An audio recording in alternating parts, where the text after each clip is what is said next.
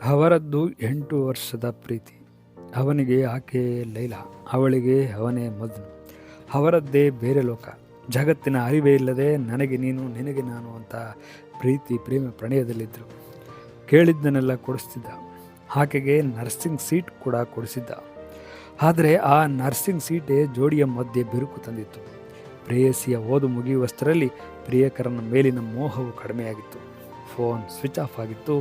Number black ಲಿಸ್ಟ್ನಲ್ಲಿರ್ತಿತ್ತು. 8 ವರ್ಷದ ಪ್ರೀತಿ ಕಳ್ಕೊಳ್ಳೋ ಆತಂಕದಲ್ಲಿ ಆತ ಮಾಡಿದ್ದೇನು ಗೊತ್ತಾ? ಈ ಡೆತ್ ನೋಡಿ. ಇದರ ಹಿಂದೆ ಕಡುಬಡತನದ ಕಣ್ಣೀರ ಕಹಾನಿ ಹೊಂದಿದೆ. ಮನಸ್ಸಿಗೆ ನೋವಾದಾಗ, ಜೀವನ ಬೇಜಾರಾದಾಗ, ನಂಬಿದವರು ಮೋಸ ಮಾಡಿದಾಗ ಡೆತ್ ನೋಟ್ ಬರೆದಿಟ್ಟು ಆತ್ಮಹತ್ಯೆ ಮಾಡಿಕೊಳ್ಳೋದು ಕಾಮನ್. ಆದರೆ ಪ್ರೇಯಸಿಯನ್ನು ನೋಡ ಹೊರಟಾಗಲೇ ಡೆತ್ ನೋಟ್ ಜೊತೆಯೇ ಹೋಗೋದಂದರೆ ಮನಸ್ಸು ಎಷ್ಟು ಕಲ್ಲಾಗಿರಬಹುದು. ಹೌದು, ಆತನ ಹೆಸರು ಸತೀಶ್. ಆತ ತನ್ನ ನಂಟಿಸ್ಟರ ಮನೆಯ ಗ್ರಾಮದ ಪಲ್ಲವಿ ಎಂಬುವಳ ಸ್ನೇಹ ಪ್ರೇಮಕ್ಕೆ ತಿರುಗಿ ಹುಚ್ಚನಂತೆ ಪ್ರೀತಿಸಿ ಕೇಳಿದ್ನೆಲ್ಲ ಕೊಡಿಸ್ತಿದ್ದ. ನಾನಂತೂ ಓದಿಲ್ಲ, ನೀನಾದರೂ ಓದು ಎಂದು ಆಕೆಗೆ ನರ್ಸಿಂಗ್ ಸೀಟ್ ಕೂಡ ಕೊಡಿಸಿದ್ದ. ಆಕೆಗೂ ಅಲ್ಲೇ ಕೆಲಸವೂ ಸಿಕ್ತು. ಅವರ ಪ್ರೇಮದ ಮಧ್ಯೆ ನರ್ಸಿಂಗ್ ಅಂತರ ತಂದಿತ್ತು. 2 ದೇಹ ಒಂದೇ ಜೀವ ಅಂತಿದ್ದ ಜೋಡಿಯಲ್ಲಿ ನೀನು ಯಾರೋ ನಾನು ಯಾರೋ ಎಂಬಂತಾಗಿತ್ತು.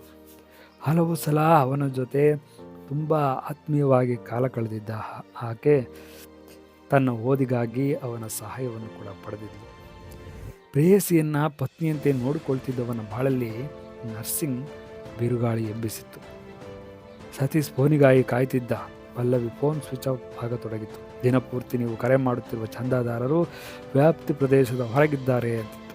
ನಂಬರ್ ಬ್ಲಾಕ್ ಲಿಸ್ಟ್ ಅನ್ನೋ ನಂಬರ್ ಆಗಿತ್ತು. ಯಾವಾಗ ಪ್ರೇತಮೆ ನರ್ಸಿಂಗ್ ಮುಗಿಸಿ ದುಡಿಯೋಕ್ಕೆ ಶುರು ಮಾಡಿದ್ಲೋ, ಸತೀಶ್ಗೂ ಗೌರ್ನಮೆಂಟ್ ಕೆಲಸ ತಗೋ ಎಂದು ಟಾಸ್ಕ್ ಕೊಡ್ತಿದ್ಲು. ಪಾಪ, 9ನೇ ತರಗತಿ ಓದಿರೋ ಸತೀಶ್ಗೆ ಯಾವ ಕೆಲಸ ತಾನೇ ಸಿಕ್ಕುತ್ತೆ? ಇದೇ ವಿಷಯವಾಗಿ ಇಬ್ಬರ ಮಧ್ಯೆ ಆಗಾಗ ಸಣ್ಣ ಜಗಳವೂ ಆಗ್ತಿತ್ತು. ಜಗಳವಾದಾಗಲೆಲ್ಲ phone switch off, not reachable. ಒಂದೊಳ್ಳೆ ಸಮಯಕ್ಕಾಗಿ ಕಾಯ್ತಿದ್ದ ಸತೀಶ್ ಆಕೆ ಊರಿಗೆ ಬಂದಾಗ ಮನೆಗೆ ಹೋಗಿದ್ದಾನೆ. ಡೆತ್ ನೋಟ್ ಜೊತೆಯಲ್ಲೇ.